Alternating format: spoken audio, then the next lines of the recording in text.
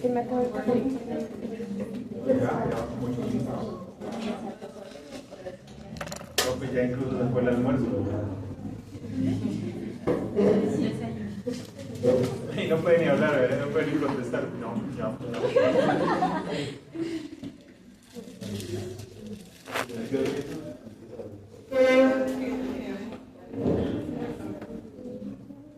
Causas predisponentes, entonces, genéticas. Van a haber algunas razas que están predispuestas al hipotiroidismo.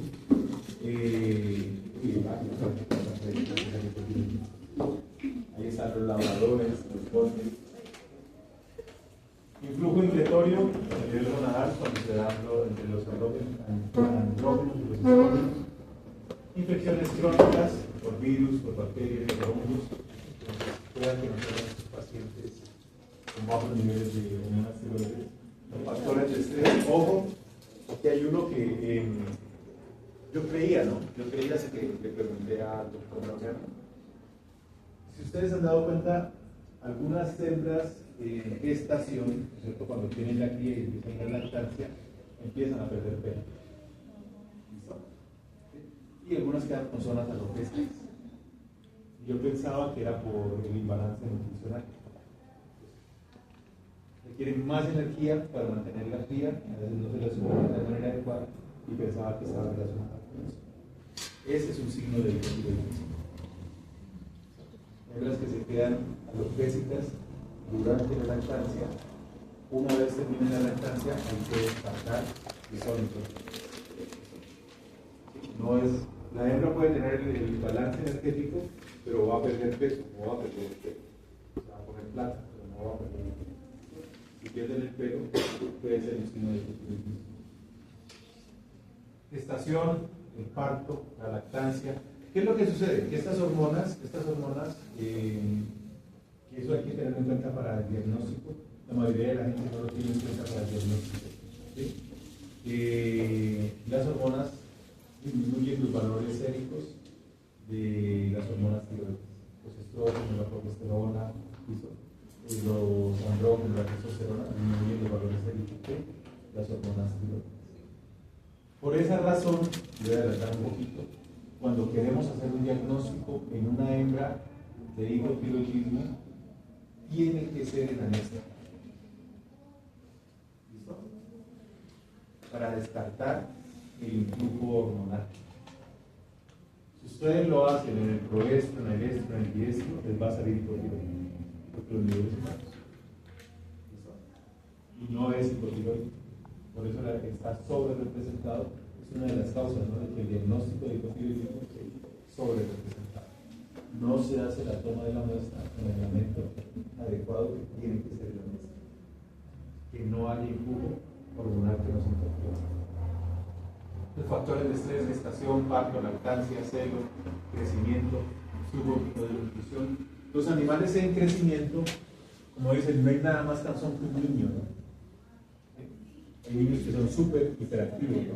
Suben, corren, bajan, se sientan, bajan el cuadro, bajan el televisor, tumban el televisor, ¿no es cierto?, rompen los bombillos, saltan la cerca, hacen de todo, ¿no?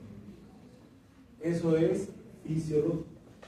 Los animales jóvenes, los niveles de hormonas tiroides son más altos. Entonces, el metabolismo es mayor. Entonces, cuando ustedes dan a un niño que está haciendo todo eso, piensen, ¿no?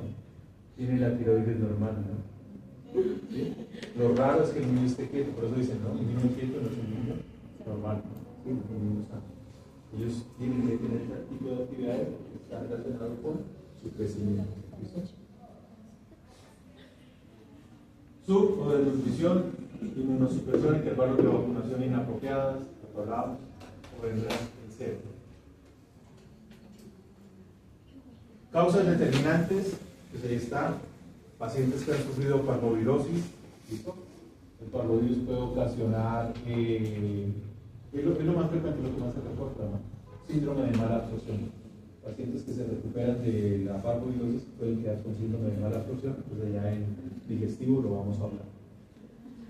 El adenovirus canino tipo 1, el virus del moquillo. Los pacientes que sufren moquillo, miren que no pueden sobrevivir a la la fase respiratoria, como que yo tengo una fase digestiva, pueden sobrevivir a estas fases, pero pueden quedar con problemas, ¿no? Ya vimos que pueden haber algunos problemas, pero no queda con una científica, un enojo, pueden quedar con hipotiroidismo sus pacientes. Quedan, pero no quedan a veces bien, ¿no?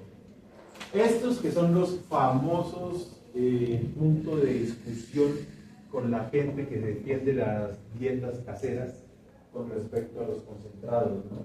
¿Sí?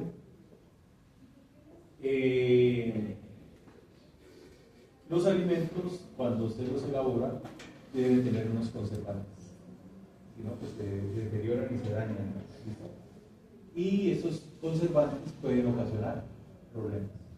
Va a depender de la calidad del conservante. Y la calidad del conservante está íntimamente relacionada con el precio. ¿Listo? ¿Sí?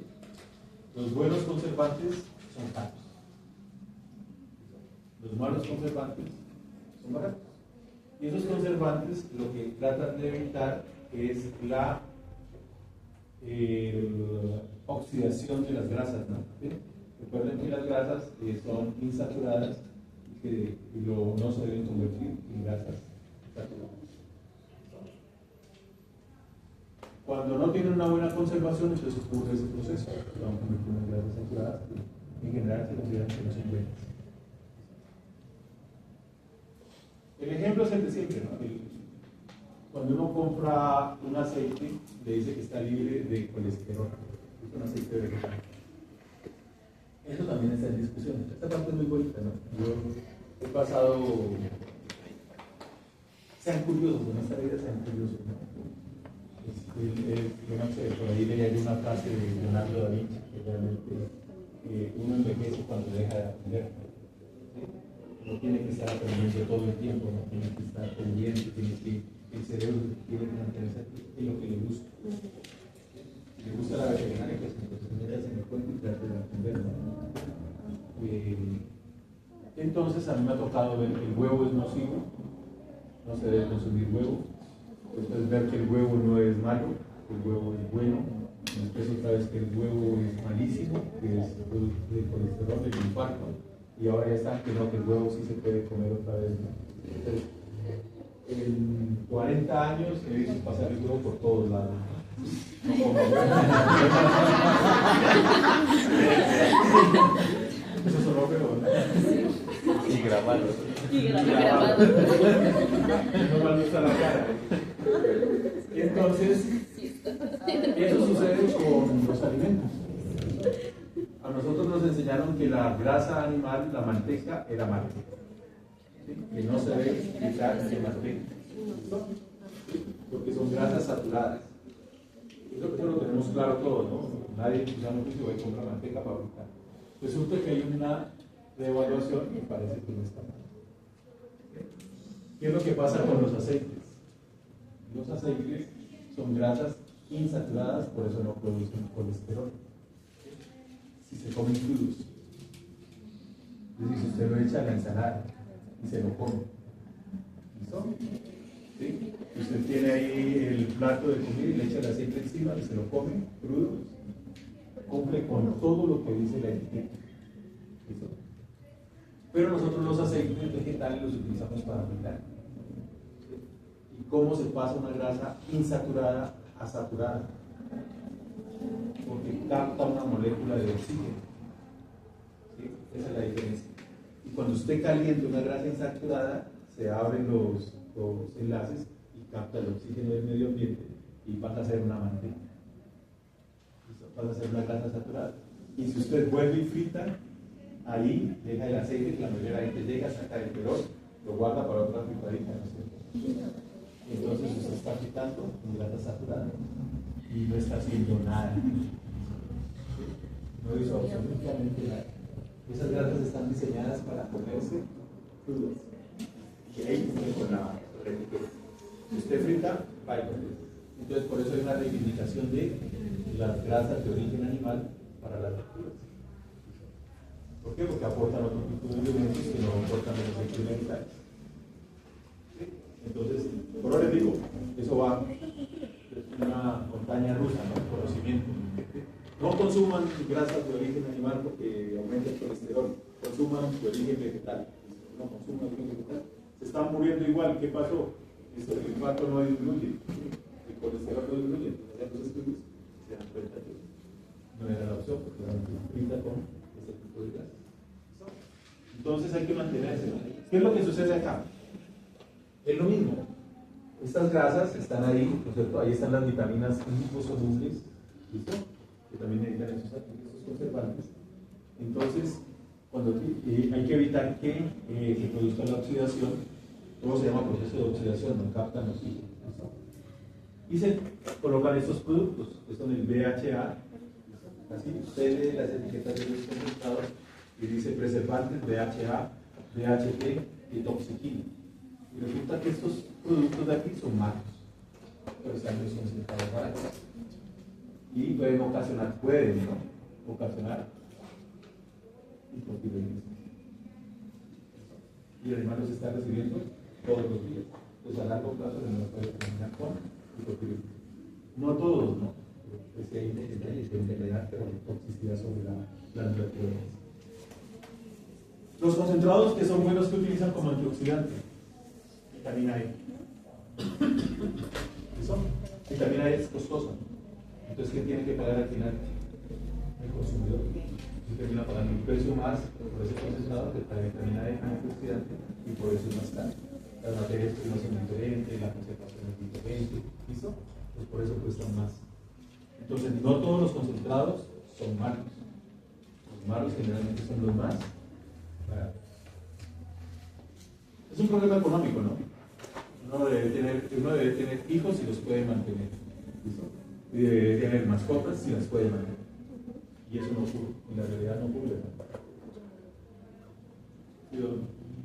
Pues es que es bien contradictorio porque los de las dietas BARF supuestamente dicen que así sea muy caro el concentrado, tienen esos conservantes. No, por eso usted sabe leer. Pues es que así salen algunos. Por eso le digo, los baratos traen eso. No es cierto que los traigan, los baratos. Los No, malos, en los de caros. Hills y los otros no traen.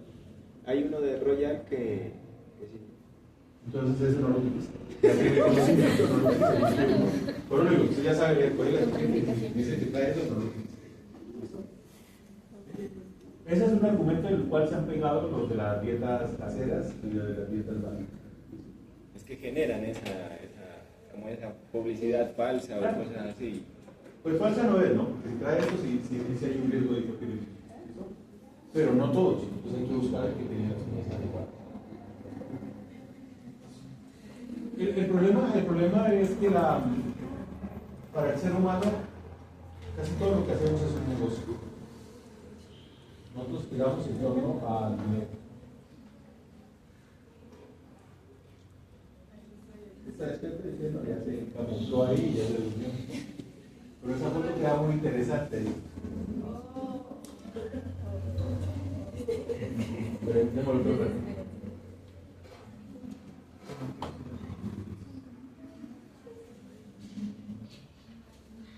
Viene.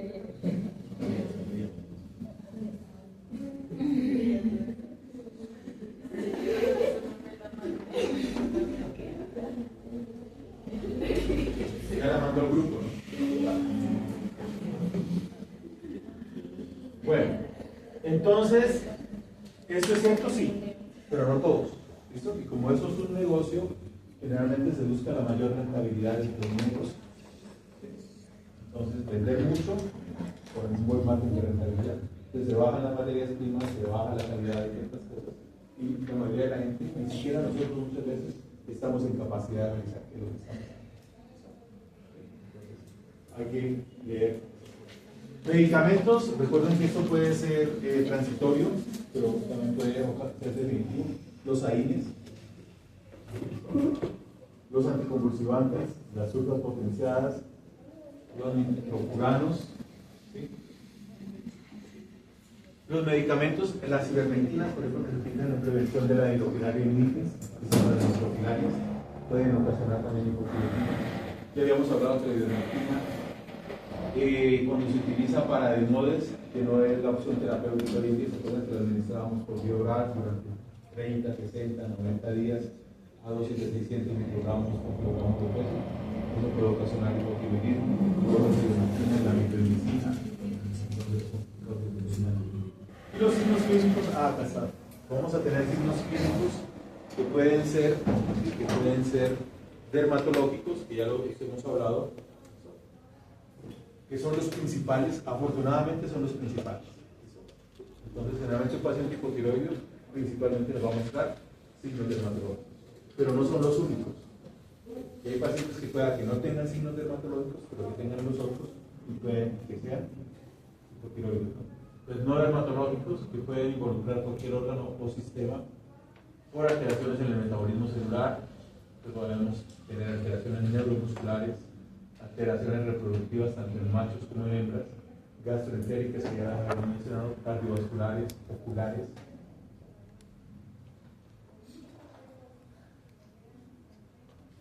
Hipotiroidismo, entonces podemos tener serodermia, seborrea seca, descamación, pelo sin brillo, pelo hirsuto. Es lo que llamamos el pelo de cachorro. El pelo de cachorro es un pelo que es 10 veces más delgado que el pelo normal. Entonces ustedes tienen el pelo del adulto, ¿no es cierto? Lo arrancan y en el sitio donde el pelo es delgadito lo arrancan y lo comparan. ¿Sí? Y si es muy delgadito, es como una lanita, ese se llama el pelo de cachorro. Y es un signo de hipotiroidismo. Lo que pasa es que eso también puede ser un signo de recambio epidermal, ¿no? Cuando estamos usando esta lanita, sobre todo los cachorros, ¿no? Que están llegando a los 7, 8 meses que empiezan el cambio de pelo, entonces están hablando que empieza el pelo más grueso. Ahí no se debe confundir, eso es un cambio normal. Pero en el adulto no debe tener esos pelos de pelo. Si los tiene, puede ser un indicativo de hipotiroidismo. La alopecia simétrica bilateral acurítica no complicada, de hiperpigmentación, procesos crónicos, recuerden procesos cronicidad y quemificación, la expresión facial trágica por el mixedema, lesiones torácicas en parche, seborrea oleosa, las complicaciones, ¿no? Los piodermas. Aquí hay un macho, por ejemplo, de 7 años de edad, evolución 3 años, está dinámico. Ah, eso es otra cosa, ¿no? Esos perros los sacan a caminar, ¿sí? El propietario se reporta eso. No, si con él salíamos a la ciclovía o salíamos a trotar y el perro me acompañaba y últimamente lo llevo y el perro a las 2 o 3 cuadras ya quiere que lo cargue y toca regresarse. A mí eso me pasaba con un bulldog que tenía, ¿no? Pesaba 28 kilos, echando sobre ese, ¿no? Y lo sacaba yo a caminar y me tocaba regresarme en la casa. 3 o 4 cuadras lo cargaba yo. La primera cuadra lo cargaba, ¿no? La segunda cuadra ya lo dudaba, ¿no? La tercera ya paraba el carro, ¿no? Vamos para y se echan al piso y muertos los nuevos, ¿no? Y ya la gente lo acusa, ay, ¿cómo está maltratando el perrito? ¿Por qué no hace para que se levante? Ay, lo está arrastrando. ¿Qué hacía?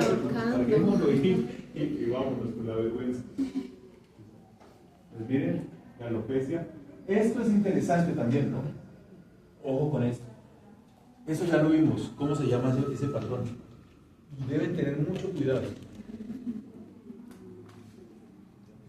Es un patrón apolillado. ¿Dónde lo vimos? Empiodermas de superficie, ¿se acuerdan? No superficie.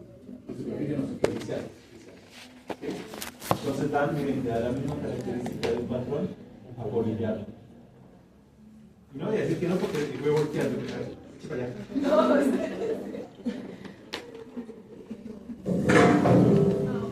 Ahora, le digo que acabamos hipotiroidismo e hiperadrenocorticismo. Llegó el día.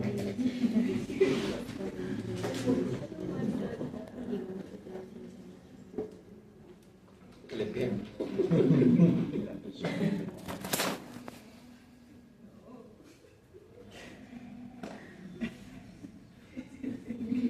No, pues. Nadie la va a reconocer si se golpea, ¿no? ¿Quién será?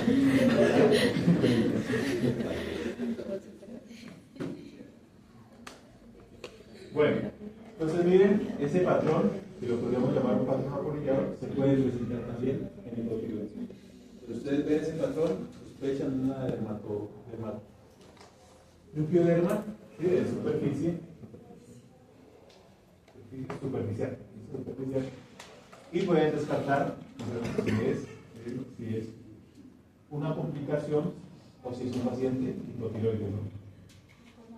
Y aquí está después del tratamiento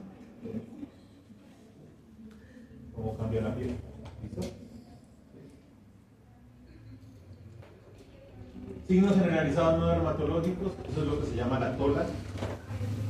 No es la tola de las lajas, sino la tola.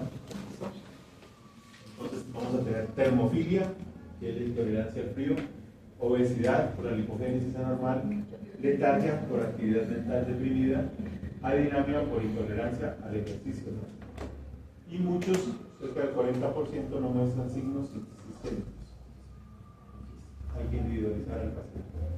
Aquí tenemos estas de libro también. El típico paciente llega a consulta, uno lo sube a la mesa, tiene una carita triste y le quedan dormidos. El que ya habíamos visto. Signos reproductivos, ahí está infertilidad en la hembra, interestros prolongados, anestros o celos silenciosos, corporragia, ginecomastia, pseudociesis, lactante. Entonces, ojo, muchos pacientes que sí tienen realmente pseudogestación, ¿sí? Lactante, entonces vamos a descartar que sean hipotiroides. ¿Cuándo? En anexo. ¿Listo? Tiene que estar en anexo. Macho, infertilidad, atrofia testicular, hipo o vasospermia, libido disminuida, ¿no? Ahí está la pseudociesis, la diferenciación, anexo persistente, celos sin apariencia deliciosos, intervalo interestelar prolongado, corporragia estelar prolongada y severa. Pueden haber, ¿no?, camadas con morfinatos, nacen los cachorritos y se mueren, porque la hembra es hipotiroide, o débiles, ginecomastia, infertilidad. Ya eso ya lo hemos hablado bastante. Esto ya también lo hemos hablado. Y neuromusculares, ahí están miositis, lipoplasmocítica, y por esa miositis es que debemos descartar que el paciente tiene ojeras, si es un problema ortopédico o si es un problema... Me estoy rascando la ceja. Sí, claro. No, yo está rascando, me quedó una. Pero lleva como 2 horas rascándose la ceja. Es que me pica mucho.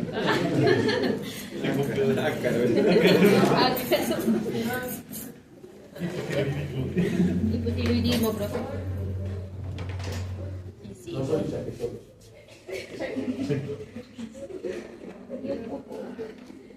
Me voy a echar un pimientazo. No me pica. Yo no lo dudo, pero vale.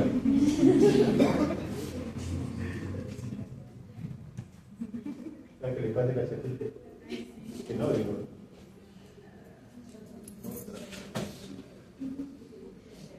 Soy un fan.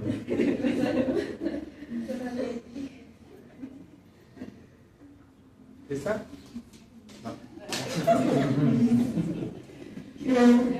Bueno, sigamos. Entonces, miren que los animales pueden tener marcha en varada. Bueno, hay otras enfermedades, ¿no? Que es la compresión de la caudequina, se lo deben haber visto ustedes con el rojo. Los animales tienen un desgaste anormal de las uñas. Eso sí. Acá también se puede presentar con esa marcha en varada. Pero eso va relacionado con el tren posterior y con compresión de la cauda. Entonces aquí está, por polidoartritis, arrastre de miembros y desgaste anormal de las uñas. Y el animal no, porque esa misma condición no levanta bien las patas. Cuando las apoya, va a desgastar más. Pero como les digo, si es el tren posterior, deben descartar compresión de caudequina. Parálisis facial, expresión facial trágica, cambios en la fonación, pueden haber ronqueras por parálisis laríngea. Y ahora que miremos digestivo, dentro de las causas probables del megaesófago está que el paciente sea hipotiroideo. Gastroentérico, entonces hiperacidez gástrica, ¿listo?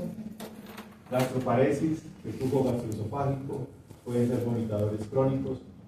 En humanos, lo que hablábamos, se presentan cuadros de diarrea y alternados con cuadros de constipación. ¿Listo? Entonces, eso se ve más en humanos. Cardiovasculares, débil latido de punta, bradicardia, tiene que ver con el inotropismo, ¿no? Entonces, recuerden que el inotropismo es la fuerza de contracción del corazón y que puede ser positivo, ¿listo? Y que puede ser negativo. Entonces, alteran el inotropismo, la conductividad eléctrica, y generalmente se va por el lado negativo, por eso hay bradicardia, ¿no? Cardiomiopatías asociadas a trombosis, a arritmias, arteriosclerosis. Los pacientes hipotiroides tienen alterado el colesterol, tienen aumentado el colesterol. Por esa razón se puede presentar, ¿se acuerdan del ojo? La sinquisis centellante. ¿Sí? Entonces esas alteraciones que se ven allá en el vídeo, que se ven como líquidos que están flotando, entonces se pueden presentar en pacientes hipotiroides, además de la queratocosis. Y se puede presentar que en perros no ocurre, en humanos sí, ¿no es cierto? En perros los infartos no se dan, ¿no?, de manera frecuente por obstrucción de las coronarias, por arteriosclerosis. En humanos sí, porque las dietas en nosotros nos tapan las coronarias y nos dan infarto. En ellos no, excepto en esos pacientes que pueden presentar hipotiroidismo, donde se alteran las coronarias. Pues no es frecuente, eso es bien raro, ¿no?, pero se puede presentar. Y ustedes se acuerdan del laboratorio, generalmente el suelo lipémico, lo ven grasoso, trastornos cerebrovasculares por lesiones en el sistema nervioso central, ataques, trastornos vestibulares. Entonces eso, como se dan cuenta, eso es de todo, ¿no? Por donde uno va mirando, ahí patología, ¿no? Nephroptosis, queratocosis, lipidosis corneal, ¿no es cierto? Queratoconjuntivitis zika, uveitis, papilledema, hemorragia peritoniana, todo. Y el diagnóstico, entonces cuando vamos a hacer el diagnóstico de estos pacientes, debemos tener en cuenta la catarmesis y la anamnesis, lo que nos dice el propietario y lo que ha pasado después de los tratamientos, ¿no? Entonces vamos a hacer el examen clínico general. Aquí es fundamental hacer el examen clínico general, porque no es solamente un paciente dermatológico. Ya nos dimos cuenta que este paciente puede tener de todo un poquito. Puede tener signos oftalmológicos, signos cardiovasculares, signos musculoesqueléticos, signos reproductivos. ¿Listo? Entonces vamos a, básicamente lo que nos permite orientar el diagnóstico es la suma de toda esa información que estamos recolectando. Hallazgos paraclínicos, entonces vamos a mandar los exámenes de laboratorio, que deben ser especialmente lo que hacemos. Después de mandar un examen de sangre, un examen de orina, un coprológico, y a eso es lo que llaman la puerta de entrada, ¿no? ¿Sí?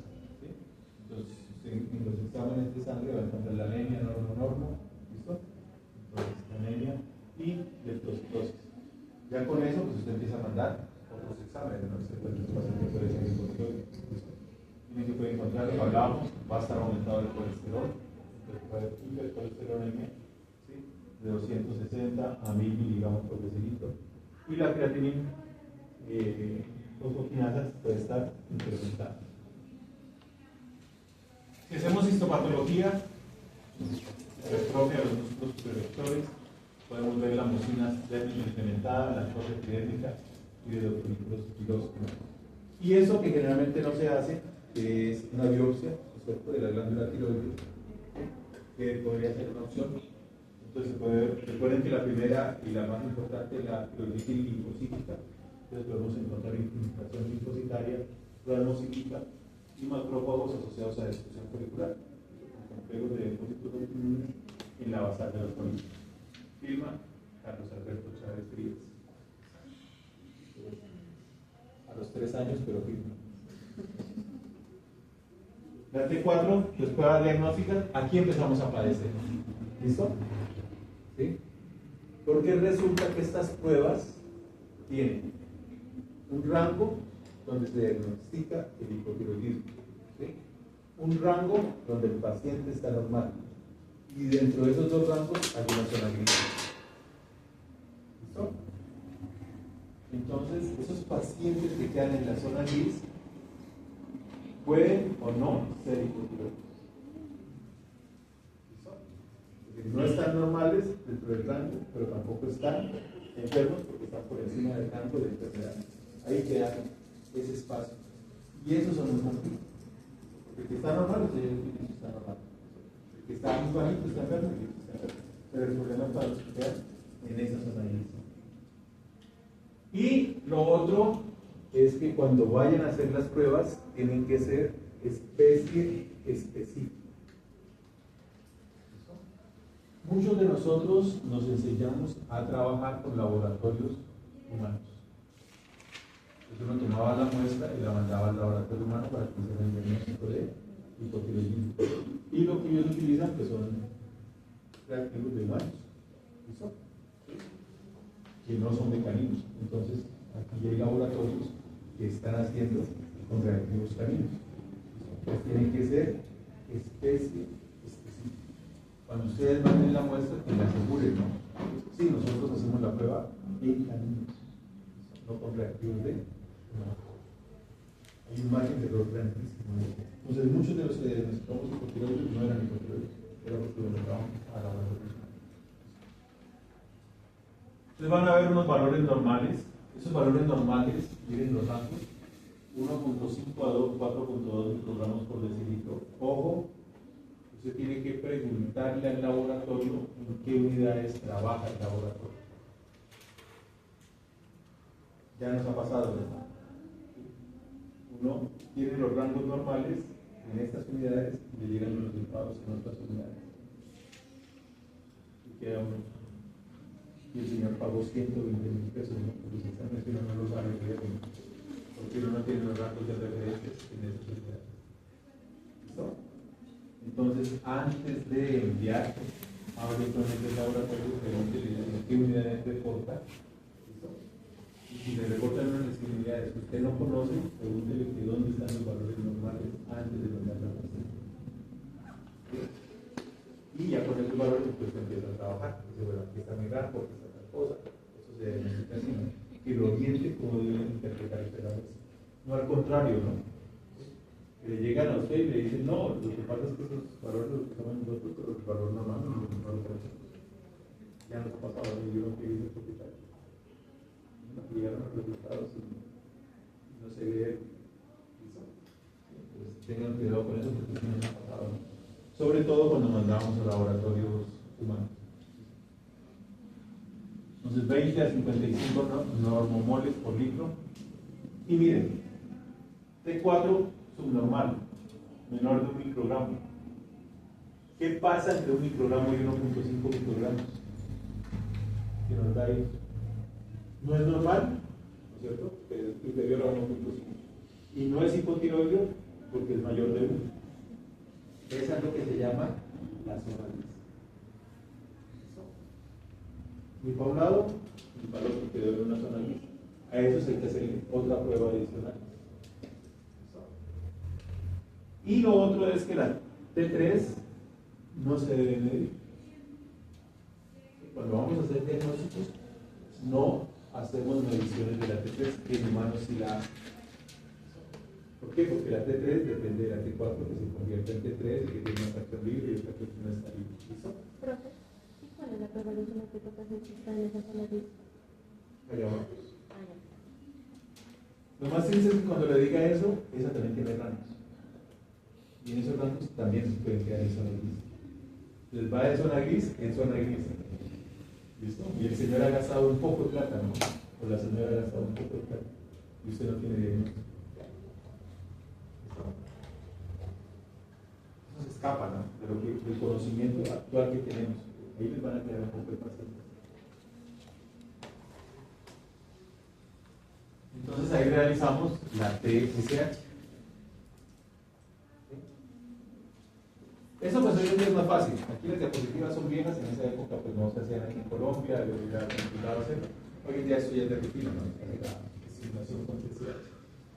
Entonces, cuando posinterrogatorio, examen clínico general, dermatológico especial, datos clínicos patológicos y T4 sérica basal no permiten establecer el diagnóstico clínico presuntivo. ¿Listo?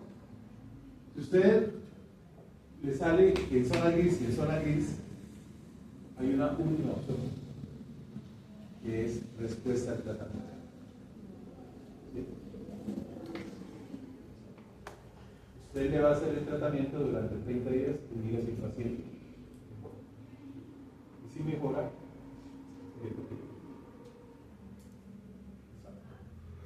Profe, pero entonces para determinar, ¿se debería dejar un tiempito sin medicina? ¿O para si ese paciente usted está llegando sin medicación? Ya, mi tengo que ir, pues.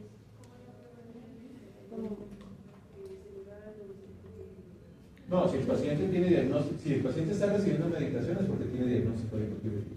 Pero si se hace el control y aparece en la zona gris. No. Si usted me dice que el paciente está recibiendo T4 tiroxina, es porque tiene diagnóstico de hipotiroidismo. Entonces lo que usted tiene que hacer es remitirse al colega que le hizo el diagnóstico y revisar la historia clínica y qué pruebas se necesitan. ¿Sí? O si no, ese paciente remitirlo donde el colega no haga.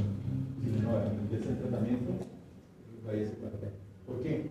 Porque recuerden que una de las causas del fracaso terapéutico es la falta de adhesión al tratamiento por parte del hospital. ¿Sí? Entonces, usted tendría que revisar por qué el colega le hizo el diagnóstico del hipotiroidismo, por qué le está mandando la medicación, qué hubiera sucedido en ese momento. Usted tiene que empezar a cerrar esos campos. Si usted va a coger el paciente, pídale este servicio. Si usted tiene acuerdos con los colegas, luego también pasa con el colega. Entonces, ya va a depender de muchas cosas. Uno, la adhesión al tratamiento. Lo otro, ahorita hay escasez de hormonas tiroides. ¿Listo? Eso es una guerra sin cuartel, ¿no? Entre el gobierno y los detractores del gobierno, ¿no? Entonces los medicamentos los hay, hacen las investigaciones los hay, y los proveedores los esconden, ¿no? Para crear la sensación de que estamos mal, ¿no? Entonces eso es un problema político, eso más que un problema médico. Entonces no hay medicamentos, se acaban los medicamentos, ¿sí? Pues escasean y después vuelven y aparecen. Hasta que no acabe el gobierno eso no se va a solucionar. Es una forma de presionar. Ya no hay tiroxina para animales, ¿se puede utilizar la hormona? Sí, anteriormente utilizábamos las humanas. ¿Y cómo es? Igual. Lo que pasa es que la idea es utilizar la especie específica también, pero se puede utilizar las humanas. En humanos, cuando se empezaron los trabajos con el hipotiroidismo, mentiras, con diabetes mellitus, la insulina que se utilizaba era la del cero. No era de humanos. Entonces le inyectaban insulina que se extraía del parte de los ceros. No era especie específica. Entonces, lo que pasa es que en la medida en que se van perfeccionando las técnicas, se procura que los medicamentos sean especies específicas. Entonces, no es, la utilizamos durante muchos años y los pacientes respondieron durante muchos años. Entonces, no es que sea obligatorio, que tiene que ser la de uso veterinario. Entonces, cuando está, miren, lo que les mencionaba, ¿no? Usted tiene la duda, pues administre la hormona y mire la respuesta al tratamiento, porque ese paciente le quedó en zona gris, y si responde, pues usted está tranquilo. Pero en algunos casos puede estar contraindicada el uso de la terapia de suplementación. ¿En cuáles? Cuando el paciente hace insuficiencia cardíaca congestiva. ¿Por qué razón? Porque el paciente, ¿se acuerdan que las hormonas tiroides van a actuar sobre el corazón? Y al actuar sobre el corazón van a aumentar la frecuencia cardíaca. ¿Se acuerdan que tenía un entropismo positivo? Y por eso la deficiencia ocasionaba bradicardia. Y uno de los signos de intoxicación, cuando el paciente se intoxica, es la taquicardia. El paciente se pone nervioso, alerta y el corazón se le acelera. Y si el paciente tiene una insuficiencia cardíaca congestiva, está descompensado. Él no se le puede colocar algo que le produzca taquicardia porque le va a fallar el corazón y puede entrar en una insuficiencia cardíaca, en un paro cardíaco. ¿Listo? Entonces, en ese caso sería contraindicado hacer la terapia como parte del diagnóstico. Tendríamos que hacer la prueba de SH y después mirar cómo lo suplementamos. O cuando el propietario solicite el diagnóstico exacto antes de iniciar la terapia. Hay algo que es muy curioso y que hemos visto a través de los años, es que propietario hipotiroideo, perro hipotiroideo. Propietario con problemas de corazón, perro con problemas de corazón. Propietario atópico, perro atópico. Y usted va a hablar y le dan sopa y seco de la enfermedad, ¿no? ¿Sí? Y ese propietario, porque hemos tenido infinidad de problemas con propietarios hipotiroideos, con pacientes hipotiroideos, y la dosificación. Vayan preparándose para eso, ¿no? A una persona le dan una pastilla por día, de 100 microgramos. Una pastilla por día alcanza para 5 kilos de perro. Si el perro pesa 20 kilos, hay que darle 4 o 5 pastillas. ¿Listo? Entonces el propietario dice, si yo que peso 80 kilos me tomo una, mi perro que pesa 20, ¿cómo le voy a dar 5? Ese señor me quiere matar el perro. Y le preguntan al endocrinólogo de ellos, y el endocrinólogo les dice, sí, es mucha la dosis. Y cuando llegan acá, uno tiene un chicharrón. ¿Listo? ¿Sí? Pero severendo chicharrón, ¿no? Porque toca decirle, vea, es que es otra especie, el perro no habla. ¿Sí? Usted habla con el perro, le dicen que sí habla con el perro. Dice que cuando subió, toca buscarlo, por ejemplo. Usted camina en 4 patas, entonces no. Y hay que hacerle entender que es otra especie, que la dosificación es diferente. Entonces, eso es bien complicado cuando los dueños son. La perrita que les comentaba que tenía alergia de contacto, ¿sí? Y que terminó siendo con Cushing, que terminó siendo hipotiroidea. El señor tenía problemas dermatológicos y le preguntó a la perrita al dermatólogo. El dermatólogo le mandó los corticoides y por los corticoides terminó siendo el Cushing. Y no pudimos convencer al señor. ¿Por qué? Porque el tratamiento era sencillo, no la lleve a Chachalí. La perra estaba aquí en Pasto y estaba normal, aquí en la casa. Y la respuesta fue, yo la perra la compré para que me acompañe a la vida. ¿Sí? Y terminó matando a la perra por estar llevando la vida. Entonces lo que les digo, esa parte con los propietarios, esa interacción es bien complicada. Es una de las causas por las cuales yo estoy mentalmente jubilado. Ustedes se dan cuenta, la mayoría de los colegas están cansados, ¿no? de la interacción, no de la profesión. La mayoría de los colegas no se cansan de la profesión, se cansan de la interacción con los propietarios. Es desgastante. Entonces, aquí vamos a hacer este tipo de pruebas. Ventajas, entonces pruebas que valoran con exactitud la función, permite diferenciar el hipertiroidismo y el síndrome del paciente eutiroideo. Desventajas, pues los costos. Pues esa tanta desventaja hoy en día se consigue más fácil, ¿no? En esa época era la disponibilidad. Y a veces lo que mencionábamos, ¿no? Cuando quedan en esa zona gris de la TSH, fallas. Usted viene de una zona gris de T4 y pasa a una zona gris de TSH. Y ahí, ahora sí, ¿qué hacemos? Ya no hay más opciones. La opción sería la terapia. Mandarle el medicamento y ver si responde a la terapia. Y ahí está, ¿no? ¿Cómo se debe hacer la prueba? Esta ya cambió, ya la TSH de orina ya no la utilizamos, hay una TSH de caninos, y ahí están los resultados. Hay otra que es el diagnóstico basado en el valor K, pues ahí está también, para que la tengan en cuenta. No la vamos a profundizar. Y esas que son la T4 libre, que no la debemos utilizar tampoco, porque se ve más alterada por un poco de medicamentos. Y esto sigue siendo cierto a pesar del tiempo. No existe ninguna prueba diagnóstica con sensibilidad y especificidad óptima para establecer certeramente y en forma aislada un diagnóstico de hipotiroidismo crónico. Tenemos que hacer una suma del cuadro clínico, una suma de los exámenes de laboratorio, la anemia, tenemos que hacer una suma con las pruebas diagnósticas y al final tenemos la orientación de que el paciente es hipotiroidismo. Y el problema es que estos pacientes pueden estar sobre representados. ¿Cuándo? No se tomó la muestra en anestro, entonces el paciente va a dar hipotiroidismo. Entonces es un paciente que no necesita tratamiento, lo van a medicar, pero no necesitaba tratamiento. Entonces aumenta el porcentaje de animales enfermos, pero no estaba enfermo. O el paciente estaba recibiendo AINES, o el paciente estaba recibiendo corticoides, y no tuvimos en cuenta eso, tomamos la muestra, la mandamos al laboratorio, y nos sale hipotiroidismo. Bueno, tendríamos que haber esperado un tiempo prudencial después de suspender el medicamento para poder tomar la muestra.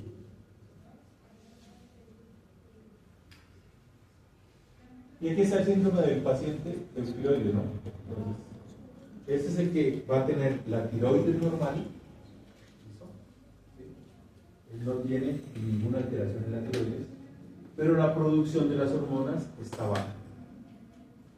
¿Sí? Por un factor externo a la tiroides. ¿Listo? Eso es lo que se llama el síndrome del paciente eutiroides. Por eso es EU, ¿no? EU es normal.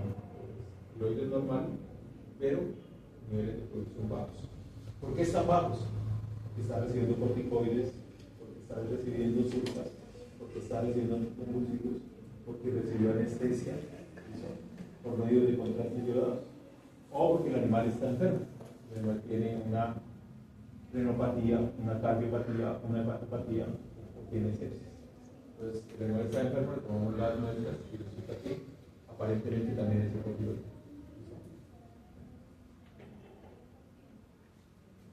Y los valores pueden estar incrementados, miren, en gestación, ¿sí? En pseudogestación, en el síndrome de inmunización, en tumor de células de estrógenos, por efecto de los estrógenos.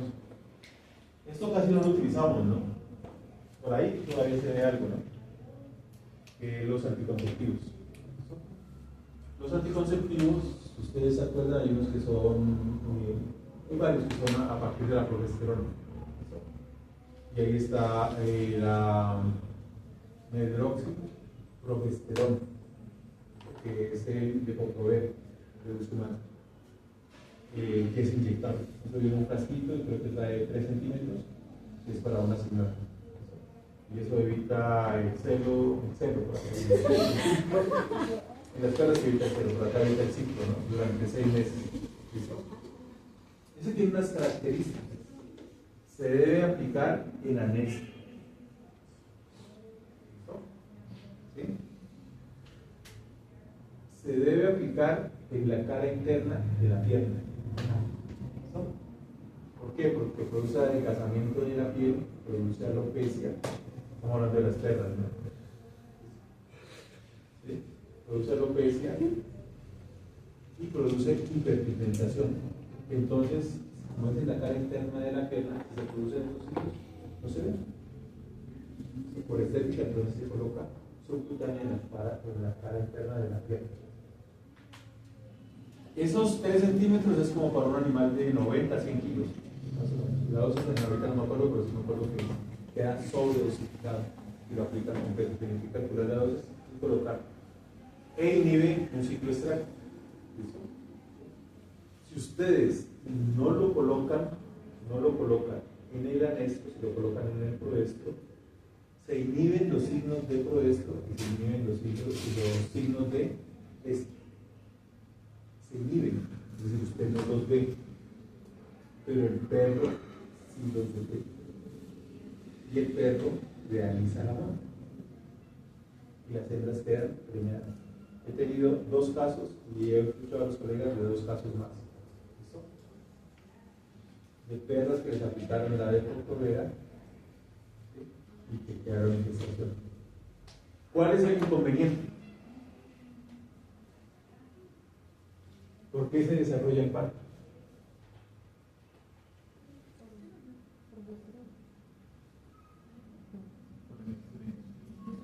El estrés fetal. ¿Qué hace el estrés fetal? Se produce ¿qué? El cortisol fetal.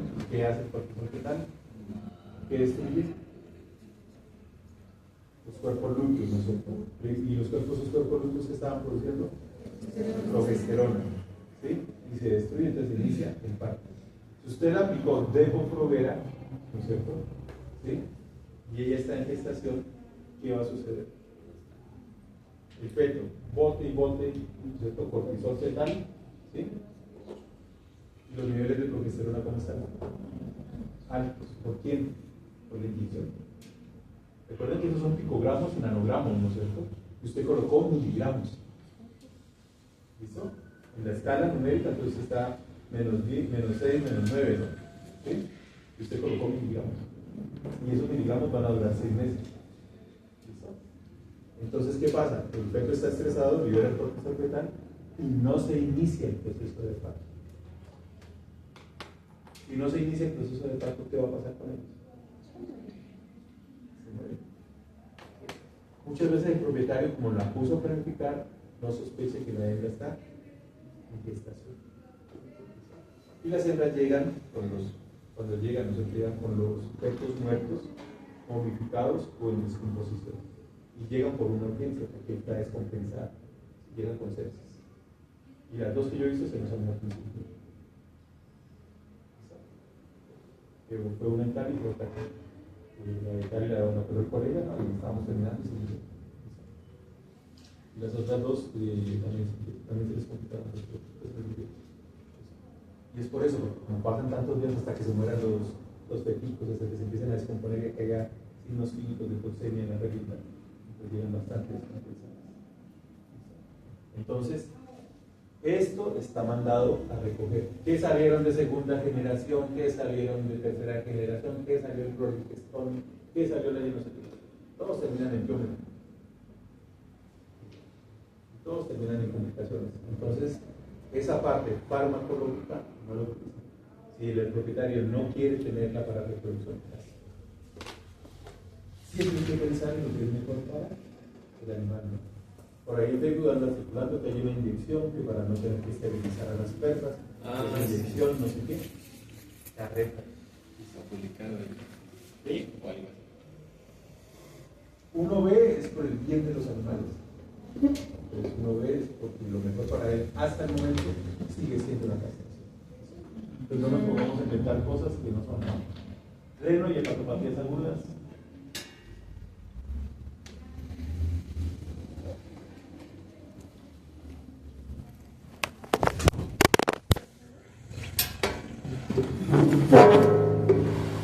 Y aquí ven otros inconvenientes. Es que en la medida que los animales envejecen, los niveles de hormonas tiroideas disminuyen y los pacientes no son hipotiroides. ¿Sí? ¿Quién es más activo? ¿Un niño, un adulto o un anciano? ¿Quién es menos activo? Y está relacionado con lo mismo. Los niveles de hormonas tiroideas van bajando, pues se vuelve más lento, se vuelve así. ¿Cómo es que dice la canción de Pedro? Y Diego, lento y no sé qué. Entonces, edad. Los valores de referencia que tenemos, ¿sí? De acuerdo a los estudios, para machos y hembras, recuerden que las hembras están esto, saludables entre los 2 y los 6 años. Entonces, los valores de referencia con los cuales ustedes van a comparar fueron hechos para esos animales entre 2 y 6 años. Si son menores, recuerden que los valores van a ser más altos. Si son más viejos, los valores van a ser más bajos. 1.5 veces superiores en pacientes jóvenes menores de 18 meses y 50% menores para gerontes mayores de 8 años. El valor era 1.5. Si le quitamos el 50% nos da 0.8 y decíamos que a partir de menos de 1 era hipotiroides. Y fisiológicamente él bajó a sus valores y no es hipotiroides. Eso es bien. Entonces ahí se nos complica otra vez el asunto porque no tenemos valores de referencia para los animales. Y el muestreo en hembras anéstricas, ¿listo? Y solo se sugiere el empleo de T4. No vamos a utilizar, en humanos hay combinaciones de T4 con T3, ¿no? Entonces esas combinaciones no las utilizamos para animales. Porque en humanos hay combinaciones con T3. ¿Recuerdan lo que hablábamos? Que ellos tienen un síndrome, que es una deficiencia en la conversión de T4 a T3 por la deficiencia de la monodesodenasa. Le quita un yodo a la T4. Acá no tenemos ese problema, entonces utilizamos la T3, ¿no? Y esto de la dosis es una aventura. Ahí está recomendado, esa es la dosis que se recomienda todavía, ¿no? Son 20 microgramos por kilogramo de peso cada 24 horas. Está cada 12 horas, pero no debemos empezar con eso.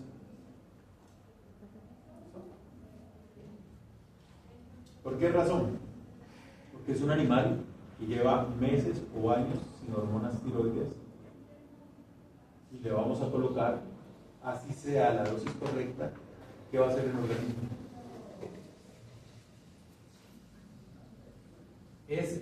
A ver, tenemos un niño que nunca ha comido chocolates.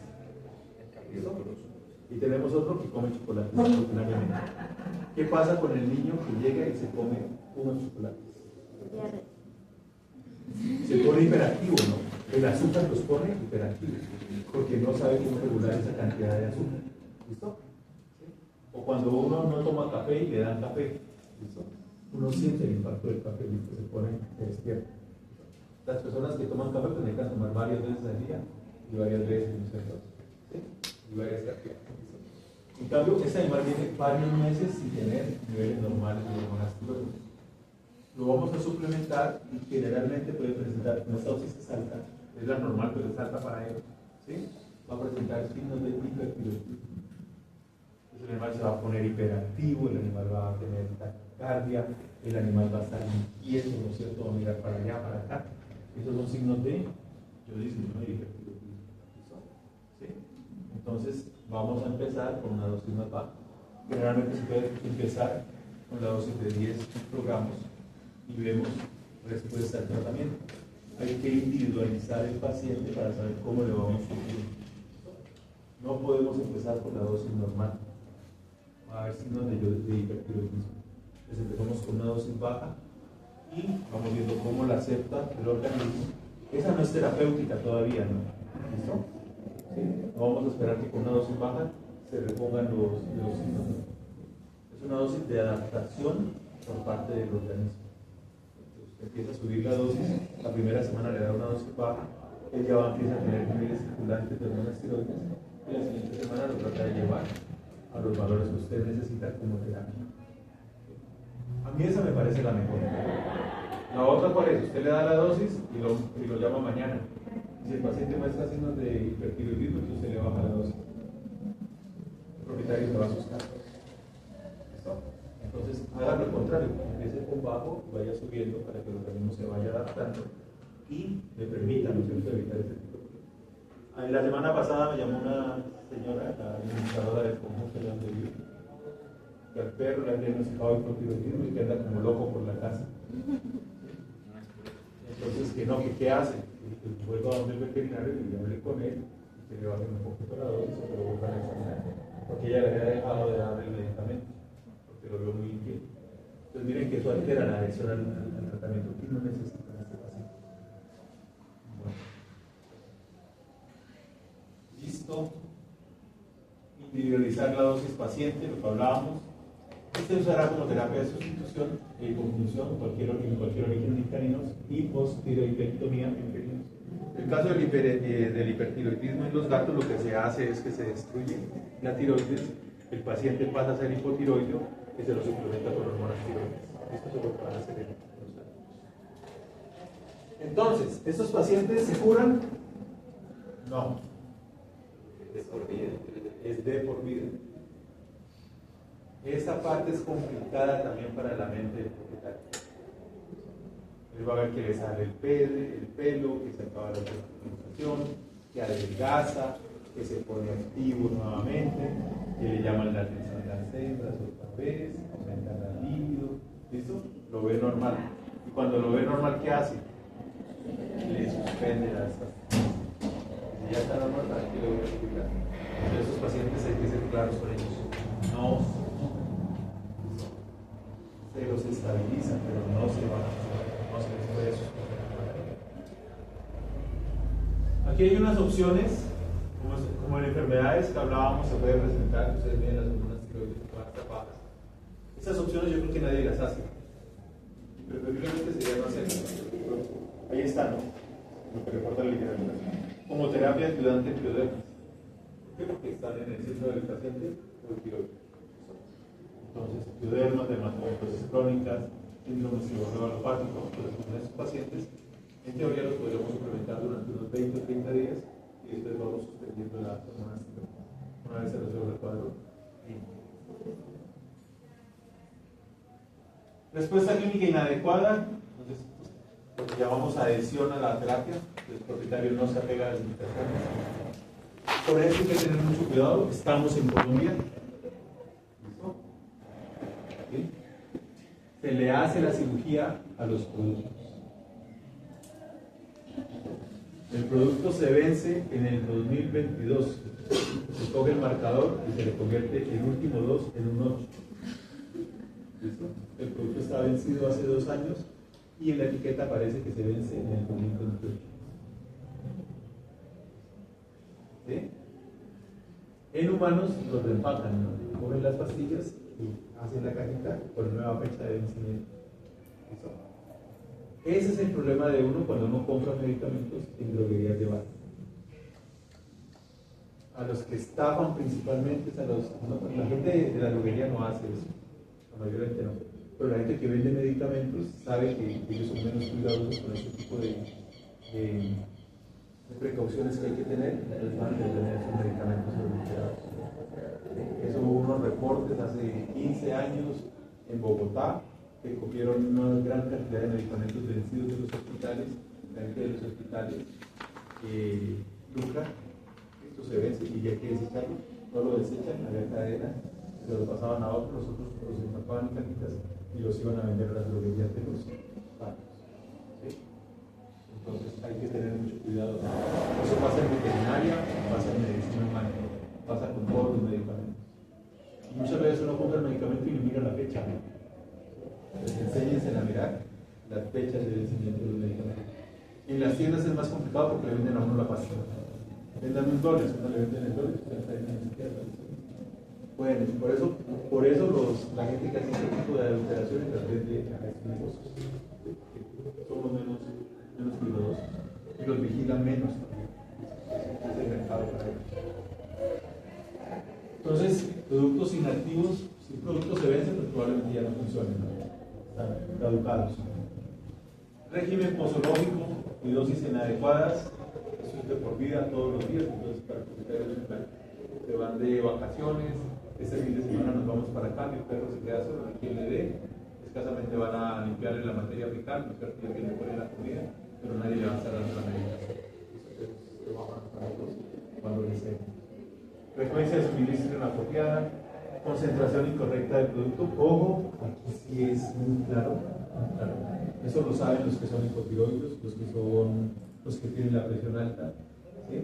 Los que son hipertensos. Hay una marcada diferencia farmacológica entre el genérico y el producto de marca. Los productos de marca le aseguran a usted la farmacocinética del producto, las concentraciones terapéuticas, el área bajo la curva. Ellos hicieron todos los estudios y siempre que usted se toma una pastilla va a ser exactamente lo mismo, se mantienen las concentraciones. Cuando usted se pasa de uno de marca a un genérico, la gente se da cuenta. Tengo una presión arterial alta con ese medicamento. Hay ratos que me dan calores, dice la gente. Se me sube la presión. ¿Sí? Y es porque las concentraciones séricas son más erráticas.